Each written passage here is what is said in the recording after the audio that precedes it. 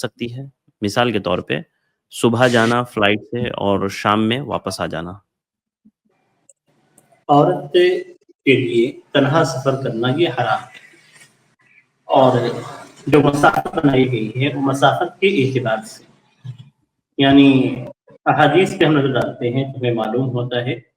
کہ تقریباً 81 کلومیٹر کی مسافت ہے، اس سے زائد کا سفر عورت سے تنہا نہیں کر سکتی۔ اور شریعت کے اندر جو حکم دیا جاتا ہے کہ ہماری شریعت ہمیشہ کے لیے ہے، یعنی قیامت تک کے لیے ہے، تو ایسا نہیں ہے کہ جو حکم دیا گیا وہ اس زمانے کے لیے یعنی زمانے نبی کے لیے تھا، اس کے بعد کے لیے نہیں ہے۔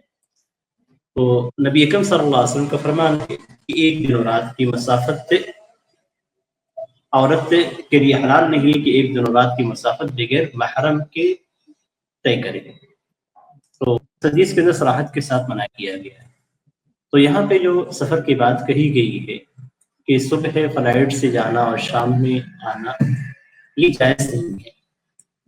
اس لیے کہ عورت کو سفر سے جو منع کیا گیا ہے وہ اس کی ذاتی پریشانیوں کے ساتھ ساتھ فتنے میں مبتلا ہونے کا خوف ہے، اور اسی بنیاد پہ علماء نے اس چیز کو ذکر بھی کیا ہے۔ تو یہاں پہ جو کئی اسباب ہو جاتے ہیں، ضروری نہیں کہ وہ سبب پائے جائیں اسی لیے وہ حرام ہو،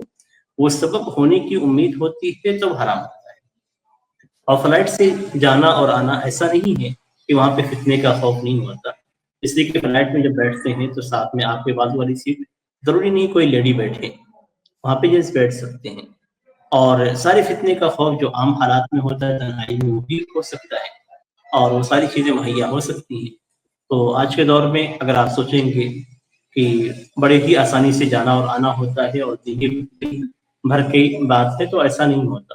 فلائٹیں کینسل بھی ہوتی ہیں، ایئرپورٹ پہ لوگ اٹک بھی جاتے ہیں، کئی دنوں تک